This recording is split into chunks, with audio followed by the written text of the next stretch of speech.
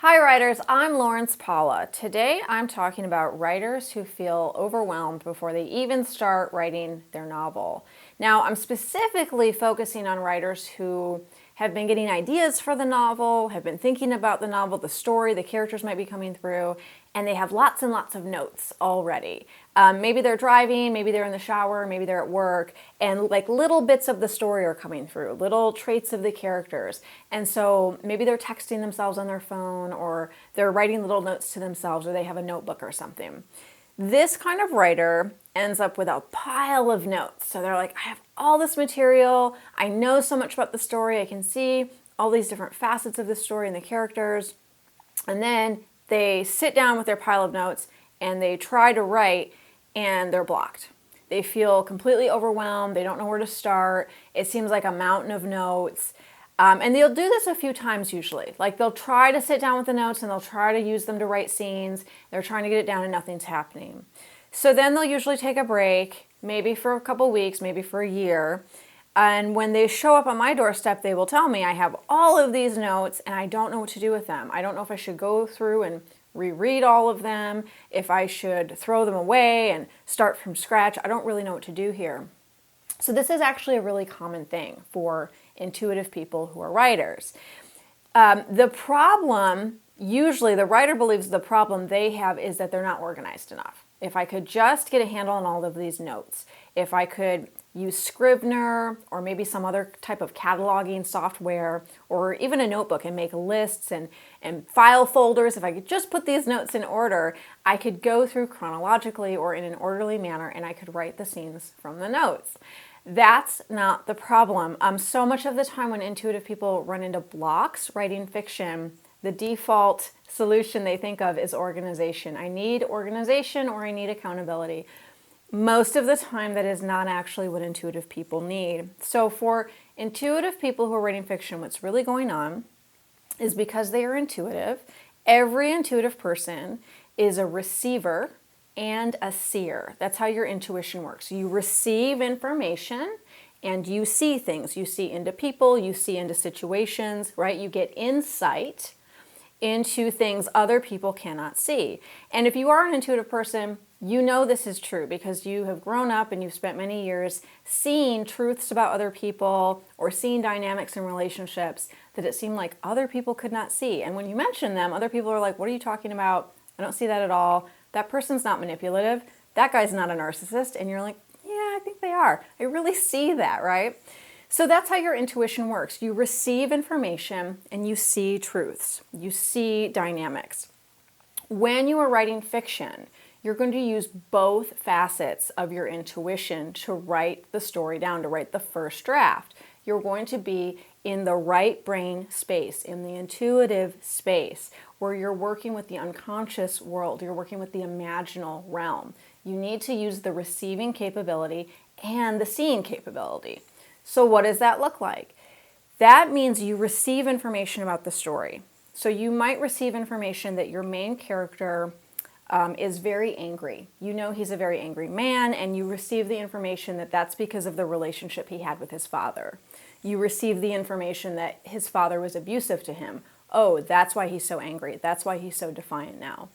And usually it will be while you're doing some sort of activity where you are allowed to daydream. So like I said, maybe you're driving the car, maybe you're gardening or cooking, maybe you're in the shower, but your mind is sort of drifting off and you start receiving this information about your main character. So what most writers do, they jump out of the shower, they put down the cooking, whatever, and they make the note to themselves. The main character is angry, had an abusive relationship with his father. You know, this is really important. We make that note to ourselves. Then when we get blocked, what happens is we go back to the note, something that we got from an intuitive space, something that we got from our unconscious mind, from our right brain, that intuition, something that dropped in. We take that piece of information and we try to logically make it make sense. We try to use our rational mind to then create a scene out of it, create a chapter out of it, create a piece of writing out of it. It doesn't work because then you've moved into the rational part of your brain, which is not where you want to be if you're an intuitive person when you're writing the first draft. You're going to get blocked there. You are going to go into a space where You're too critical, you're too judgmental, you're evaluating things from an analytical point of view, and you're not letting the story come through. So what's really happening is you did well with the receiving. You got the information, it dropped, and you received that through your intuition, but then you tried to put it through the strainer of your analytical mind, and it got stuck. It can't go through your analytical mind yet. We're not there. That's editing. That's down the road.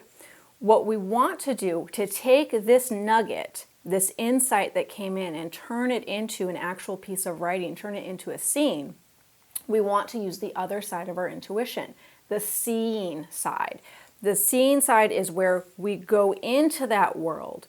We enter that character. Maybe we are riding along in their mind. Maybe we're just peeking through a portal, but we're looking into their world. We're seeing them, or we're seeing through their eyes in that world.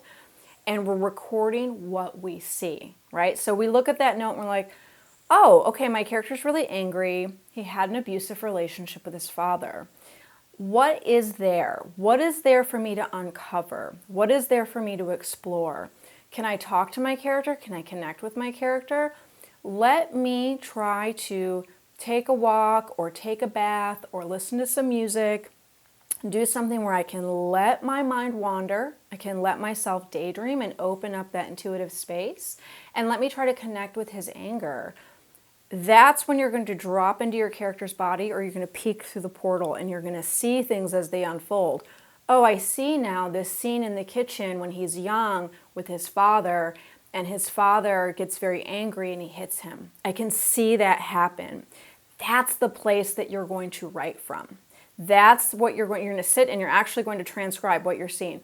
You know, oh, he's in the kitchen, his father turns, his father hits him. Or if you're inside the character, you know, I turned, I saw the look on my father's face, my father's hand coming towards my face.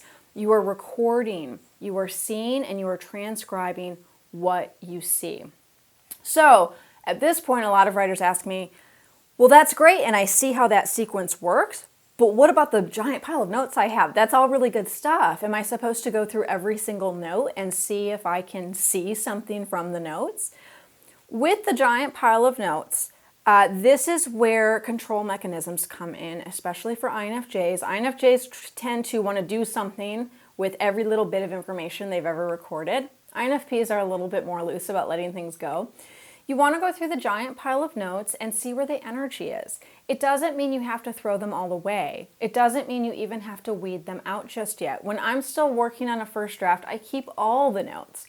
But just because you keep all the notes right now doesn't necessarily mean you're going to use all the notes in the first draft, or maybe even at all with this book.